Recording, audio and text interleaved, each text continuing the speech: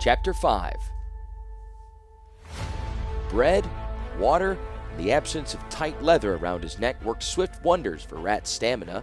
He didn't need Zancha's help as they walked away from the fountain, but his natural pride clashed with the chain between his ankles and guaranteed the sort of attention Zancha preferred not to attract. They'd never get through the gate without an incident, so once they were clear of the plaza, she chose the narrowest street at each crossing until they came to a long abandoned courtyard. "Good choice, Zancha. Windows are mortared, the doors too, except for the one we came in." Rat kicked at the rubble and picked up a bone that might have been a child's leg. "Been here before? Is this where you meet Urza?" Zancha let the comment slide. "Put your foot up here." She pointed to an overturned pedestal. "I've got to get rid of that chain." "With what?" Rat approached the pedestal but kept both feet on the ground. "Garv's got the key." Zancha hefted a chunk of granite. "I'll break it." "Not with that you won't. I'll take my chances with Urza." She shook her head. "We've got 4 days traveling before then. Waste not, want not, Rat. You can't run. You're helpless." He didn't argue and didn't put his foot on the pedestal either. "Do you prefer being chained and hobbled like an animal? I'm your slave. You bought me. Better keep me hobbled and helpless if you want to keep me at all." "I need a man who can play Mishra's part with Urza. I give you my word. Play the part and you'll be free in a year." Free to tell the Urza's secrets to the Red Stripes? Never, but that was a worry for the future. For the present, give me your word. "The word of a slave," Rat interrupted. "Remember that." He put his foot on the pedestal. "And be careful." Zancha brought the stone down with a crash that was louder than she had expected. Less effective, too. Perhaps it would be better to wait. Unfettering a youth who looked like Mishra might be all that Urza needed to free himself from the past. And maybe they'd have to run from the Red Stripes. Zancha understood how Urza must have felt when they traveled, worried about a companion who couldn't take care of herself, angry and bitter, too. She smashed the granite against the chain. Sparks flew, but the links didn't. Gritting her teeth, Zancha pounded rapidly, but to no greater success. When she paused for a breath, Rat seized her wrists. "Don't act a fool." She could have dropped the stone on his foot and used both hands to throttle his insolence, and Zancha might have if she hadn't been so astonished to feel his warm, living flesh against hers. She and Urza touched each other, casually, but infrequently and never with particular passion. Rat's hands shook as he held her, probably because slavery had weakened him. But there was something more, something elusive and unnerving. Zancha was relieved that he released her the instant their eyes met. "I'm trying to help you," she said acidly. "You're not helping, you're just making noise. Noise is bad if you're trying to hide. For that matter, why are we hiding? It's not as if Tukta's going to tell the Red Stripes. I'm not your ransom cousin. Just trying to keep you out of trouble." Rat laughed. "You're too late for that, Zancha. Now, why don't we stop playing child's games and go to your father's house? If Tabarna's laws still mean anything in this forsaken town, it's illegal for one effin to own another. You're the one who's in trouble for wasting your father's gold. You paid way too much to ransom me. Is your father a tyrant, or can he be reasoned with?" Given her disguise, Rat's presumptions weren't unreasonable. "I don't have a father. I don't live in this town. I live with Urza, and we've got a long—" She considered telling him about the sphere and decided not to. "Journey, and since I have your word," she brought the stone down on the metal. "You'll be at that all afternoon and halfway through the night." Zancha shrugged. They couldn't leave before then, not if they were going to use the sphere to get them over the walls. She smashed the stone again. A flake of granite drew blood from Rat's shin. The link was unharmed. Rat rubbed the wound and lowered his leg. "All right. I don't believe you, but if you're determined to play your game to its end, there's an easy way to get out of this town. Do you have any money left?" Zancha didn't answer, but Rat had seen her purse and presumably knew it wasn't empty. "Look, go back to the plaza, pay some farmer to loan me in his wagon, or better, find a smith with a decent hammer and chisel. Get these damn things off the same way they got put on." With sleepers in the town, Zancha didn't want to go looking for strangers, but there was one farmer in the plaza market who wasn't a stranger. "I gave my horse to a farmer with a wagon." "You had a horse?" "I had no further need of it, so I gave it to a man who did and promised to take care of it." "Avo, here's mercy. You have no need for a horse, so you gave it away. You didn't even bargain with Tukta?" He swore again. "I've been sold by a beast to a madman. No, a mad child. Does your father usually keep you locked up? I could sell you back," Zancha said coldly. and I'd imagine you'd have a long and pleasant life ahead of you. She started to retrace their route. Rat followed as quietly as he could with the chain dragging on the ground. Once they were back in the plaza, Zancha told him to wait in the shadows while she negotiated with the farmer. He agreed, but measured every wall with his eyes and twisted each battered link in the obvious hope that she'd weakened it as soon as he thought she couldn't see him. Well, he'd warned her what his word was worth. When Zancha pointed him out to the farmer, he wanted no part of her plan. "I'll give you your horse back." "A horse is no use to a slave with a chain between his ankles." "Imagine if you set the slave free. He'd be willing to travel with you?"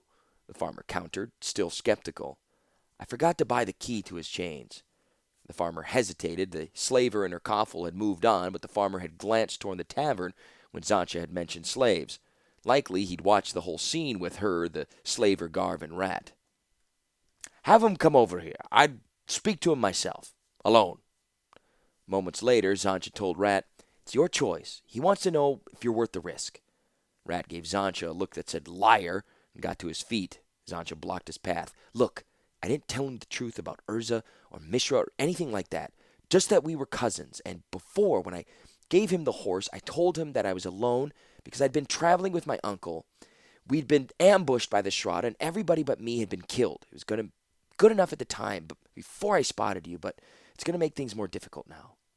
Rat frowned and shook his head. "If I was as dumb as you, I died before I learned to walk. What names did you give him?" "None," Zancha replied. "He didn't ask." "You need a keeper, Zancha," Rat muttered as he walked away from her. "You haven't got the sense Ava here gives to ants and worms." Rat could have run or tried to, but chose to get out of the town instead. The farmer waved for Zancha to join them. "Not saying that I believe you, either of you," he said, offering Zancha his plain woven cloak to wear instead of her fancier one. "Climb in quickly now. These are strange times. Bad times. A man doesn't put his trust in words. I put mine in Avo here. I'll get you out of Medrun, and Ava here be my judge if I'm wrong." Zancha considered stowing her sword in the wagon bed where Rat rode, with straw and empty baskets piled all around him to hide the chain. But her slave had a flair for storytelling. His imagination made her nervous. "You're not wrong, good man," Rat said cheerfully as he rearranged the baskets. "Not about my cousin and me, not about the times either. 2 months ago I had everything. Then one night I went carousing with friends who weren't friends and lost it all. Woke up in chains. I told them who I was, Ratty, the eldest son of Medea of Pincher City, and said my father would ransom me. Got a swift kick and a broken rib. I'd given up hopes months ago, but I hadn't reckoned on my cousin, Arnuan." Zancha jumped when Rat slapped her between the shoulders. Arnuan was probably the less conspicuously foreign name than Zancha, and the moment Rat introduced it, the farmer relaxed and offered his. "Azor," he said, and embraced Rat, not her. Zancha was used to following someone else. She'd followed Urza for over 3,000 years, but Rat was different. Rat smiled as he told Azor easy tales of pranks he and Arnuan had pulled off their elders. He was very persuasive. She would have believed him herself if she hadn't known that she was supposed to be Arnuan. Of course, maybe there was an Arnuan, and maybe Rat's only lie was that he didn't look at her while he was spinning out his own tales. Maybe he was harmless, but Zancha, who was nowhere near as harmless as she pretended to be, hadn't survived Phyrexia, Urza, and countless other perils by assuming that anything was harmless. She kept her sword close and palmed a few black metal coins that hadn't come from any king or prince's mint. Then, as Azor called home to his harnessed horse, she settled in for the ride. Silence hung thick among them. Ordinary folk going about their late afternoon affairs looked up as they passed. Zancha could think of nothing to say except that she longed to be in the air, headed back to the cottage, neither of which were safe subjects for conversation. Then Rat asked the farmer, "You keep sheep in your fallows or grow peas?" He followed that question with another and another until he lured the farmer into an animated discussion about the proper way to plow a field. The farmer favored straight furrows. Rat said a sunwise spiral toward the center was better. They were in mid-argument when the red stripes waved the wagon through the gate. As they cleared the first rise beyond the town walls, even Azor realized what Rat had done, and while Zancha willed away her armor, he'd asked, "Where are you from, lad? The truth, no more of your lies. You're no one's cousin, and I'll wager you're no farmer either, despite your talk. You're too clever by half to be village-bred." Rat grinned and told a different story. I read once, how Hatusan the Blind had escaped from a besieged city by talking about the weather. Seemed worth trying. Read about it, eh? Ozzer asked before Zancha could say that she'd never heard of Hatusan the Blind. Then for certain you're no farmer. I've never seen a book but Avohir's holy book, and I listen instead of read. Is your name truly Ratdeep, eldest son of Medea? Zancha was watching Rat closely from the corner of her eyes. She caught him flinching as Asher sounded out his name. His roguish grin vanished, replaced by an empty stare that looked at nothing and gave nothing away. It is, he answered with a voice that was both deeper and younger than she'd heard from him before. And Medea, my father, was a farmer when he died, a good farmer who plowed his field sunwise every spring and fall. But he was a lector of philosophy at Tabarna School in Pincher City before the Shraddha burnt it down. If Rat's second recounting of his life was more accurate than his first, he'd had a comfortable childhood and loving parents, but his cozy world had been overturned 10 years ago when the Shraddha swarmed the royal city, preaching that any knowledge that couldn't be read in Avohir's book wasn't knowledge at all. They had no use for libraries or schools, so they set them ablaze. Rat's father had been one of the many who appealed to Tabarna for protection against the Shraddha mobs, and to Tabarna's son, Katal, who funded the Red Stripes to protect them. Then Katal died, poisoned by the Shraddha, or so said the Red Stripes, who avenged his death. The city dissolved into carnage and riot. We tried. Father grew a beard. Mother made jellies and sold them in the market. I stayed out of trouble, tried to stay out of trouble, but it wasn't any use. The Shraddha knew our names. They caught my uncle. I called him my uncle, but he was my only friend, my father's closest friend. They drew his guts out through a hole in his belly. Then they set fire to his house after they'd locked his family inside. Our neighbors came to set our house ablaze too. Father said that they were afraid of everything, ready to believe anything. He said it wasn't their fault, but that didn't stop the flames. We got away through a hole in the garden wall. Zancha wanted to believe her slave. She'd been to Pincher City, where simple houses, each with a tidy garden packed with narrow streets, she could almost see a frightened family running through moonlight, though Rat hadn't said whether they'd left by day or night. That seemed to be Rat's charm, Rat's near magic. When he took a deep breath and started talking, everything he said rang true. Mishra never stooped to flattery. Caleb bin Krug had written nearly 3,400 years earlier. He didn't have to. He had the gift of sincerity, and he was the most dangerous man I ever met. We fled to Avular, where my mother had kin from Avular. We went to Gam. Asser grunted. He heard of that place. Good land for flocks and herding. Not so good for grain growing. Not so good for city-bred boys either, Rat added. But the Shraddha didn't bother us. At least they didn't bother us any more than they bothered anyone else. We paid their tithes and lived by the book and thought we were lucky. Zancha clenched her teeth. In all the multiverse, there was no curse to compare with feeling lucky. I'd taken 2 sheep to the next village, to a man who didn't need sheep, but he had a daughter. Rat almost smiled before his face hardened. I missed the Shraddha as I left, and it was over when I returned. All Gam was dead, butchered, the men with their throats slit, the women strangled with their skirts, the children with their skulls smashed against the walls. Rat's voice had flattened as if he were reciting from a dull text. Yet, that lack of expression served to make his words all the more believable. I found my father, my mother, my brother, my sister. I shouldn't have looked. It would have been better not to know. Then I ran to the next village, but I was too late there as well. Everybody I knew was dead. And I wanted to join them. I wanted to die or join the Red Stripes if I could get to Avular. I knew the way, but the slavers found me on the second night. Either Rat told a painful truth, or he was a stone-cold liar. The farmer had no doubts. He cursed the Shraddha, then the Red Stripes, and having already heard Zancha's false tale earlier in the day, invited them both into his family. Zancha declined. We have family awaiting us in the south. The wagon was rolling west. It's time for us to take our leave. Past time. We should have taken the last crossroads. Both Zancha and the farmer looked to Rat, who hesitated before shucking off straw and baskets that had concealed his fetters. Good work, Zancha whispered while the farmer scuttled about, filling one of the baskets with food. He's a good man. The farmer presented them with a basket before Zancha could challenge her companion's resolve. Zancha returned the homespun cloak. Walk fast, he said, then remembered Rat's fetters. Try. There's been no trouble this close to Medrun, but we all lay close after sundown. The moon's waxed. There'll be light on the road. When you get south to Stezine, ask for Cord. He's the smith there. Tell him you rode with me, with Azor, his wife's brother by marriage. He'll break that chain on his anvil. Luck to you. Zancha hoisted the basket and started walking, glancing back over her shoulder after every few steps. He didn't believe you, Rat chided. He didn't believe either of us. He believed me because I told the truth. So did I, Zancha countered. Rat shook his head. Not to me you haven't. Urza, Mishra, dead uncles, and ransom cousin? You're a lousy liar, Zancha. She let the provocations pass. They walked until the wagon had rolled from sight, and then Zancha stopped. She set down the basket and faced Rat with her fists on her hips. I saved your life, Ratip. That is no lie.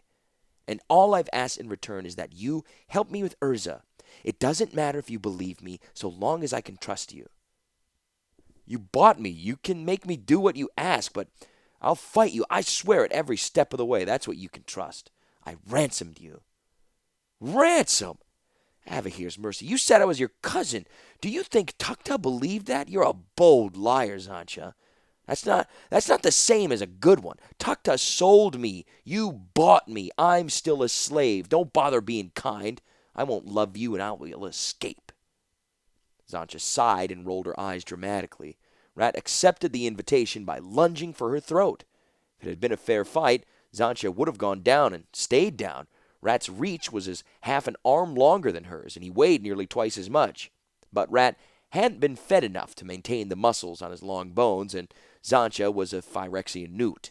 Urza said she was built like a cat or a serpent, slippery and supple, impossible to pin down or keep unbalanced.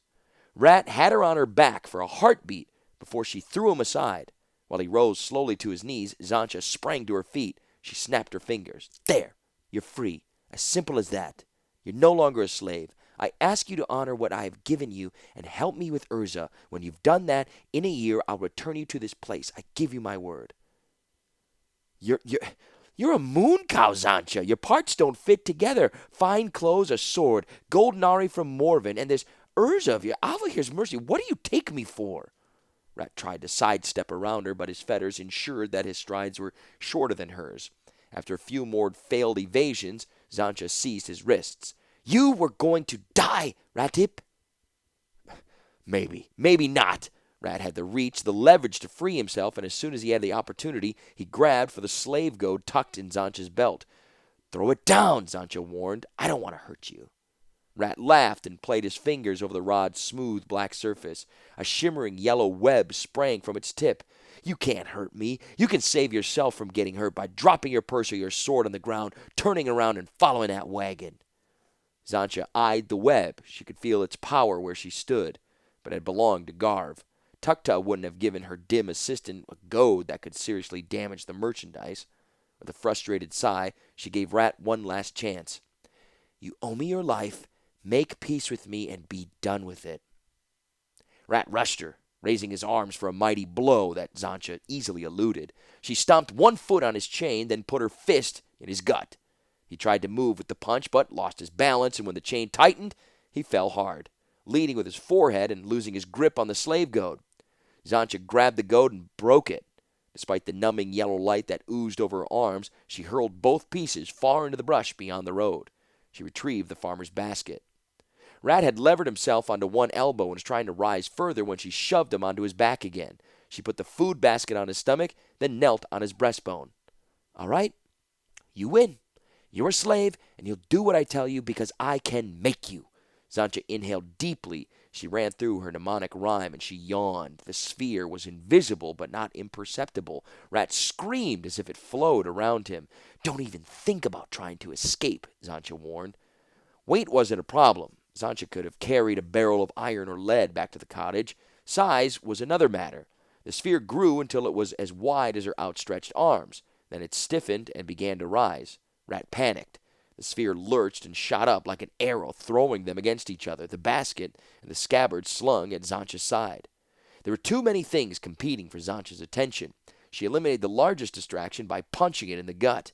They were less than a man's height over the ground when she got everything steadied. Rat breathed noisily through his wide-open mouth, even after they begun to soar gently westward. He pressed himself against the bubble. His arms were sprawled, and his palms were flat against the sphere's inner curve. Nothing moved except his fingers, which clawed silently, compulsively, a cat steadying itself on glass. Zancha tried to sort out the tangle of legs, cloak, and overturned basket at the bottom of the sphere, but her littlest move pushed her companion toward panic. A nearly full moon showed faintly above the eastern horizon.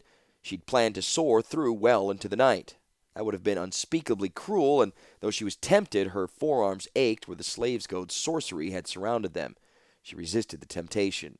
The sphere swung like a falling leaf into the cooling night air, a pleasant, even relaxing movement for Zancha, but sheer torture for Rat, who'd begun to pray between gasps. Zancha guided them slowly to the ground near a twisting line of trees.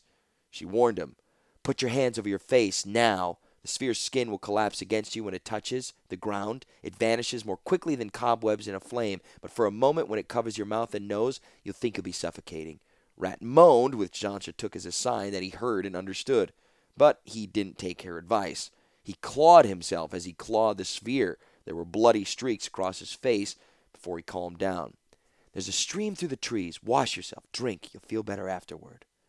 Zancha stood over him, offering an arm up, which, predictably, he refused. She gave him a clear path to the stream and another warning, "Don't think about running." He was gone a long time. Zancha might have worried that he'd thrown himself in if she hadn't been able to hear him heaving his guts out. She'd kindled a small fire before he returned, not something she usually did, but born folk often found solace in the random patterns of flame against darkness. Rat was shivering and damp from the waist up when he returned. "You need clothes. Tomorrow I'll keep an eye out for another town. Until then," she offered her cloak. Might have been poison or sorcery by the way Rat stared at it, and he shrank a little when he finally took it. "Can you eat? You should try to eat. It's been a hard day for you. The bread's good, and this other stuff," she held up a long hollow tube, "looks like parchment, tastes like apricots." Another hesitation, but by the way he tore off and chewed through a finger's length of the tube, Zancha guessed the sticky stuff might once have been one of his favorite treats. "There's more," she assured him, hoping food might be a bridge to peace between them. Rat set the apricot leather aside. "Who are you? What are you? The truth this time, like Azor said. Why me? Why did you buy me?" He took a deep breath. "Not that it matters. I've been as good as dead since the Shroud came." "I must be a lousy liar, Rat, because I haven't lied to you. I'm Zancha. I need you because Urza needs to talk to his brother, and when I saw you among the other slaves outside the tavern, I saw Mishra." Rat stared at the flames. "Urza? You keep saying Urza. Do you mean the Urza? Urza the Artificer, the one who was born 3,437 years ago? Oliver, sweet mercy, Zancha. Urza's a legend. Even if he survived the Silex, he'd been dead for thousands of years." "Maybe Urza is a legend, but he's certainly not dead. The Silex turned the Weakstone and Mightstone into his eyes. Don't look too closely at them when you meet him." "Thanks, I guess, for the warning, but I can't believe you, and if I could, it would only make it worse if there were an Urza still alive, and he'd kill me once for reminding him of his brother, and again because I'm not Mishra. I'm no great artificer, no great warrior. Sweet Avi, I can't even fight you the way you overpowered me and broke Tuk-Tuk's goad, and that sphere, that I don't understand at all. What are you anyway? I mean, there are still artificers, not as good as Urza was supposed to have been, and not an effing pincher, but Zancha, that's not an effing name. Are you an artifact?" Of all the questions Wright might have asked, his last was one for which Zancha had no ready answer. "I was neither made nor born.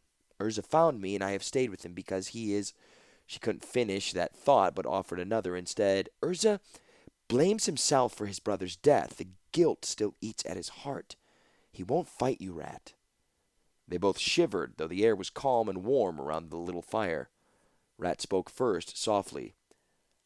"I'd always thought the one good thing that came out of the war was that the brothers finally killed each other. If they hadn't, it never would have ended.